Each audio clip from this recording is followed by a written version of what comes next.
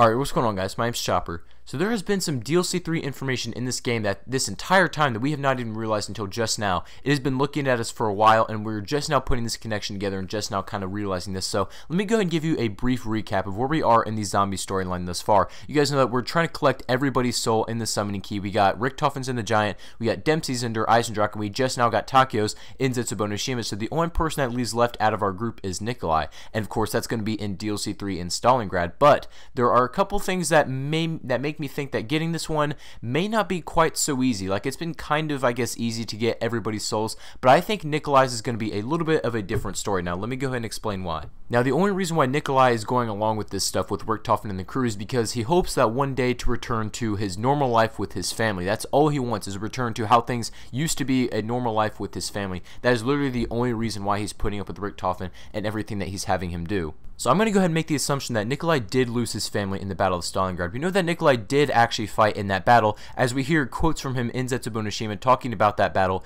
and referencing it, how he fought in that. But I'm just going to go ahead and assume that he did lose his family in that, and that does, you know, attribute to his personal demons. Now, if you guys don't know what I'm talking about right there, we got a bio for Nikolai Belinsky, and it talks about him, you know, only running to return to his home, return to his family, and, you know, he has to, in DLC 3, he's going to be having to fight his personal demons.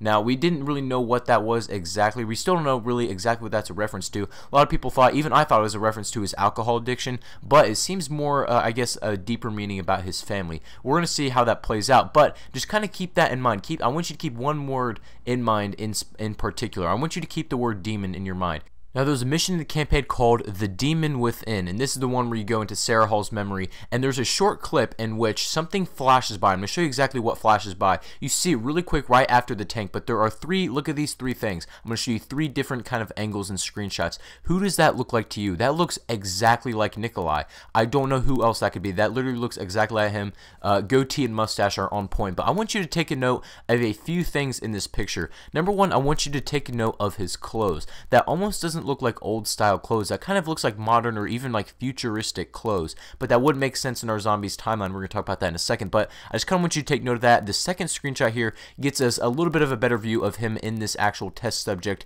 chair. So kind of, I know it's a little bit hard to see, you know, the thing's a little bit blurry, but try to, I guess, get the clearest picture you can of that chair and kind of get the best angles on it. So this is where things are going to start to get a little crazy. Now, in that mission itself, The Demon Within, there's this part where you go up to these trees while you're in Sarah Hall's memory, you know, kind of in her mind, and you go up to this chair to pick up this child. Now, the child doesn't really have any significance, I don't think, but what I want you to take notice is that that is the exact chair, that is the exact same style of chair that Nikolai we just saw him in. He had been tested on in this, I guess, sort of chair, and right after this part with the baby, you see this cutscene of a whole bunch of people in the coalescence, I guess, facility being tested on in those exact chairs. So, was Nikolai at the coalescence facility? Was he being tested on just like these other people? That's just kind of something to keep in mind. And also something to think about is there are many other, I guess, references to Nikolai, references to DLC 3 in this campaign mission. You know, there's a World War II radio, there's a Russian compass, there's a Russian hat, there is, you know, this gramophone record, there is all this other sort of stuff kind of hinting at, you know,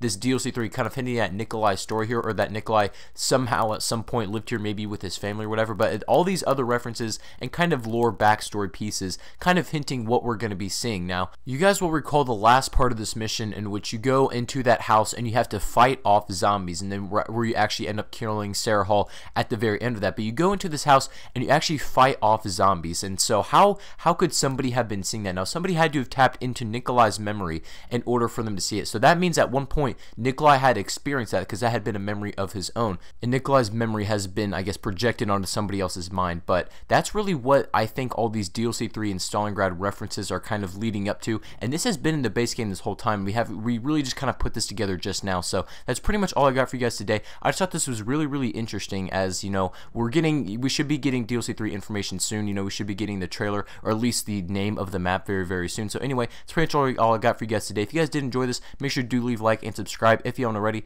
Thank y'all for watching again, and I'll catch you guys on the next video.